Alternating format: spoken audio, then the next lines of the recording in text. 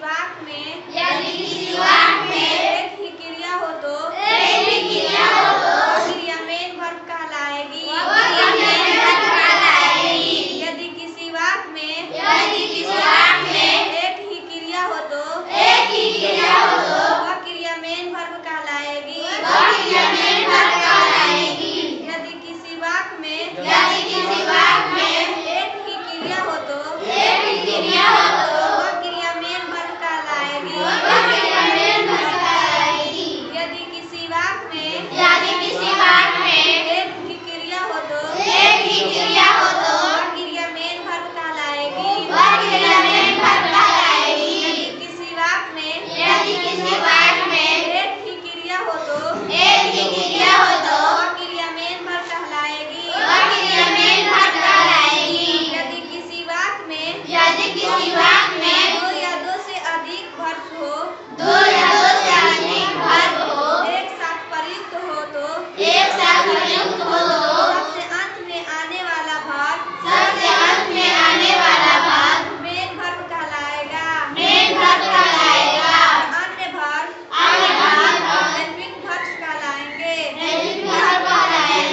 यदि किसी वाक्य में दो या दो से अधिक वर्ब एक साथ प्रयुक्त हो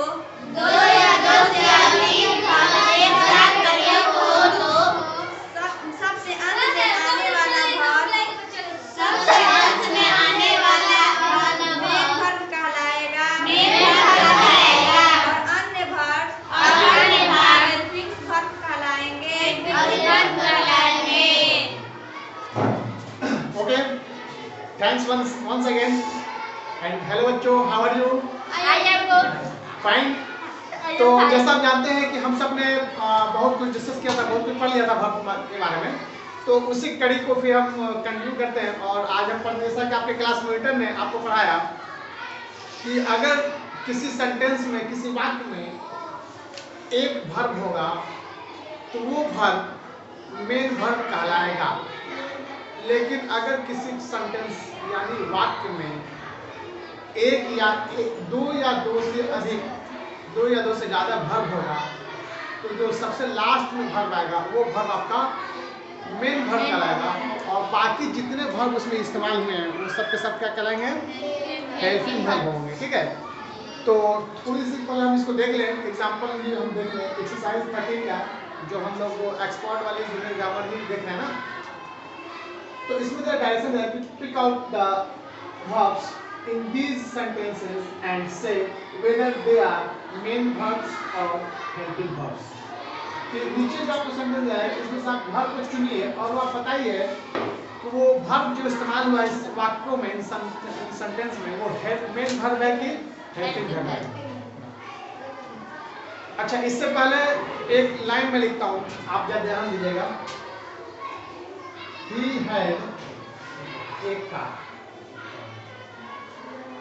He has a car. Car गाड़ी, कार समझ रहे हो ना? हैड ले जाएगा तो इसका मीनिंग होगा था, खेती वाले में। हैज लेगा तो इसका मीनिंग होगा है। जैसे ही हैज ए कार, उसके पास एक कार है, उसको एक कार है। और अगर बोलेंगे ही हैड ए कार तो इसका मीनिंग आप ये देंगे कि उसके पास एक कार था, उसके पास एक कार था या उसको एक कार था, उसके पास एक कार था या उसको एक कार था, दोनों चलेगा ना। हैज है तो उसको एक कार है या उसके पास एक कार है। तो सबसे पहला जो लेक्चर आप देखे होंगे वीडियो मेरा, आप शायद देखें नहीं देखें, कुछ बच्चे देखे हैं, तो उसमें ना हम हैड लिखा था, लेकिन मैं इसको हैज पढ़ दिया था तो गलत था। मतलब हैड तो वो था बोला था मुझे, जैसे ही हैड एक कार, उसको एक कार था, तो मैं उसको बोला तो उसके पास एक कार है, तो है नहीं होगा, वहाँ पे था होगा। ठीक है, बस इसी को सुधारने के लिए 2 लाइन मैंने लिखा, अभी करेंगे ना। चलिए, तो आप इस पे ध्यान दीजिए बेटा। चलो इसको भी ध्यान दो। देखो बेटा, इस सेंटेंस में ही तो आपका सब्जेक्ट हो गया ना, कार भी नाउन है, नाम है, लेकिन इसके साथ ये ऑब्जेक्ट आ जाएगा। बाद में बात करेंगे ऑब्जेक्ट क्या है, ऑब्जेक्ट ऑफ नाउन वर्ब क्या था, लेकिन हेड यहाँ पे क्या है बेटा आपका वर्ब है, तो अकेला वर्ब है ना, तो सिंगल है ना, इसके अलावा इधर या इधर कोई और दूसरा वर्ब नहीं है, तो इसको आप क्या बोलिए बेटा, अभी क्या आपने ऊपर ने क्या बताया आपको, इसको बोलेंगे मेन वर्ब है ना, बोलेंगे बेटा मेन वर्ब बोलेंगे ना। ही हैज ए कार, उसके पास एक कार है, तो यहाँ पे हैज जो इस्तेमाल हो रहा है ये भी आपको क्या कहना है बेटा, मेन वर्ब। क्यों? क्योंकि एक ही वर्ब, इसके अलावा दूसरा इधर कोई वर्ब नहीं दिख रहा है और इसके इधर कोई वर्ब नहीं दिख रहा, अकेला है ना। तो जो अभी तो बताया गया जिस सेंटेंस में एक अकेला वर्ब हो तो वो वर्ब मेन वर्ब कहलाएगा या मेन वर्ब कहलाएगी, जो भी होगी। If there is a verb, single verb in a sentence, then that verb is called main verb. That verb is called main verb. If in a sentence there is two or more than two verbs, दो या दो से ज़्यादा, two or more than two verbs, then the last verb in that sentence is known as main verb. जब किसी sentence में, किसी वाक्य में दो या दो से अधिक वर्ब होगा तो जो उस सेंटेंस के जो लास्ट में जो वर्ब होगा, सबसे लास्ट में, वो वर्ब मेन वर्ब कहलाएगा। और बाकी उससे पहले जितने वर्ब इस्तेमाल हुए हैं वो सब आपके एक्सिलरी वर्ब कहलाएंगे। क्या कहलाएंगे बेटा? एक्सिलरी वर्ब कहलाएंगे, यानी सहायक वर्ब है ना, हेल्पिंग वर्ब बोलिए उसको, हेल्पिंग वर्ब बोलिए। तो इस सेंटेंस को देखिए, आई एम अ बॉय, मैं एक लड़का हूं, तो एक बॉय ये ऑब्जेक्ट बोलिए, ये नाउनी है, हटाइए, आई सब्जेक्ट हो गया, यहाँ पे एम लगा ना बेटा आपका, तो एम आपका क्या हुआ बेटा? Main verb. तो हम यहाँ लिख सकते हैं, यहाँ ब्रैकेट में लिख सकते हैं कि आपका जो है मेन वर्ब यहाँ पे एम हो गया। क्या लिखेंगे बेटा? हम लिख सकते हैं एम क्या हुआ, ये मेन वर्ब हो गया आपका, है ना बेटा, मेन वर्ब हम ये आपका लिख सकते हैं। ठीक है बेटा। सेकंड हम देखेंगे, आई एम रीडिंग। देखिए बेटा, I am reading, I subject, am verb है, रीड मैंने पढ़ना, ये भी वर्ब है, ये दो वर्ब हो गया। अब दो वर्ब हो गया तो अभी ना आपसे बात हुई है कि जो लास्ट में वर्ब लगेगा वो वर्ब क्या कहलाएगा बेटा? मेन वर्ब कहलाएगा।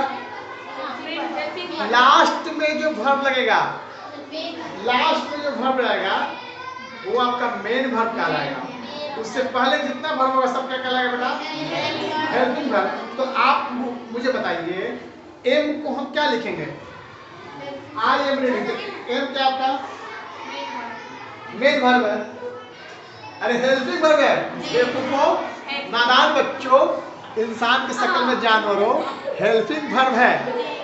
और लास्ट में जो वर्ब लगा है वो वर्ब क्या है? मेन वर्ब है।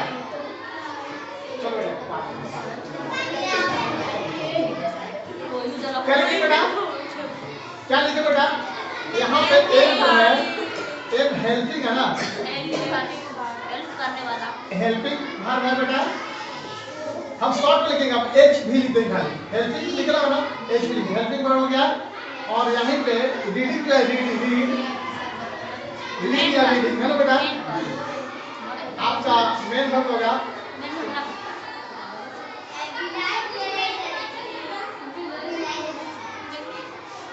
मेन वर्ब होगा, मेन वर्ब होगा बेटा ना, एम हेल्पिंग वर्ब, इसको शॉर्ट बोलेंगे एच भी, शॉर्ट में क्या बोलेंगे?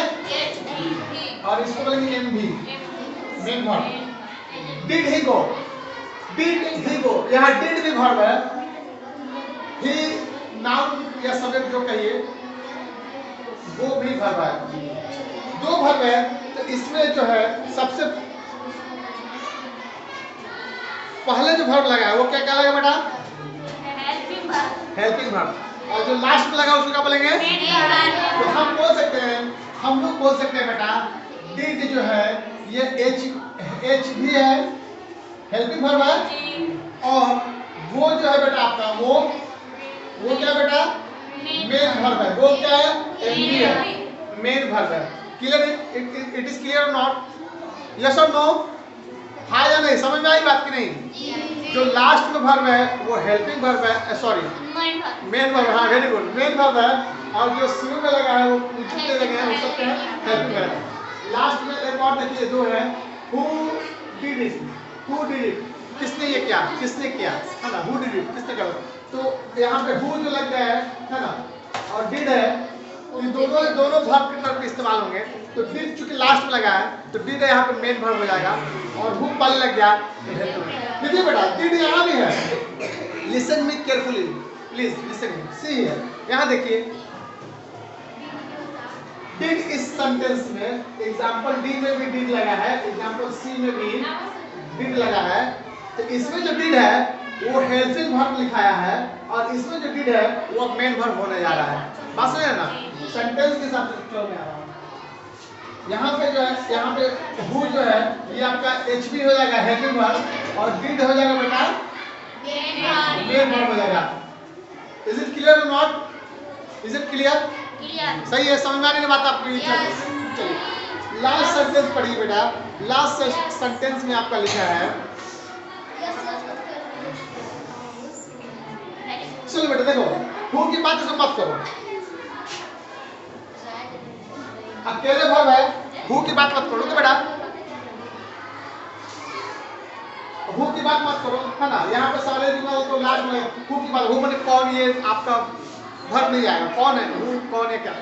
लेकिन यहाँ एक ही वर्ब दिख रहा है ना, तो आपको क्या होगा बेटा, मेन वर्ब, मेन वर्ब हो गया। We shall have been working for 10 days. We shall have been working for 10 days. बेटा चलो मैं 5 मिनट में आता हूँ। देखो बेटा, मैं इधर लिखता हूँ, इस वाले लाइन को मैं साफ कर दूँ। ये मैंने सबसे जो पहला वीडियो था ना उसको देखिएगा, उसमें हेड का जो हिंदी मीनिंग मैंने बताया था, गलत बताया था। हेड मतलब था, वर्ड इस्तेमाल होना चाहिए, तो मैं है बोला था। तो हैज का मतलब ही हैज ए कार, उसमें कार है, और ही हैड ए कार, उसमें कार था।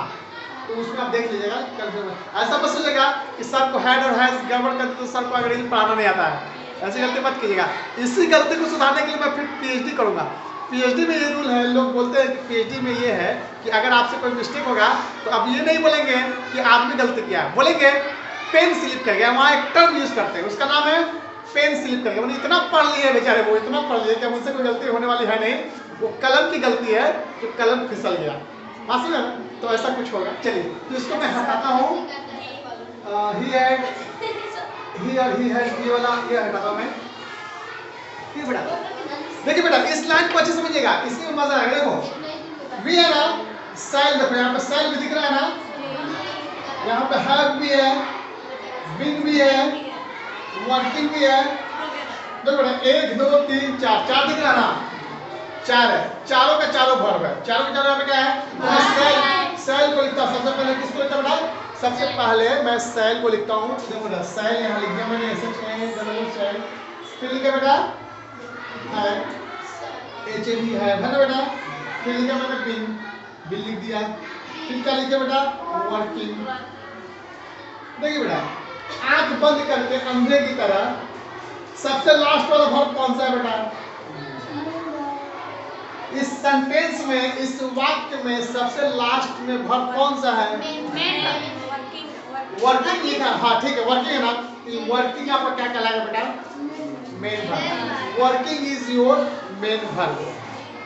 Rule is that in a sentence if there are 2 or more than 2 verbs, then the last verb is called main verb and other is called helping verb। एक वाक्य में जब 2 या 2 से अधिक verb इस्तेमाल करेंगे तो जो सबसे अंत में वर्ब होगा उस वर्ब को हम मेन वर्ब बोलेंगे, और उसके अलावा बाकी जितने भी वर्ब्स हैं उन सारे वर्ब को क्या बोलेंगे, हेल्पिंग वर्ब बोलेंगे। That's good, yes, I hope that you learn good and I hope that कि आप इसको अपने दिमाग में हमेशा के लिए स्टोर करके रखेंगे।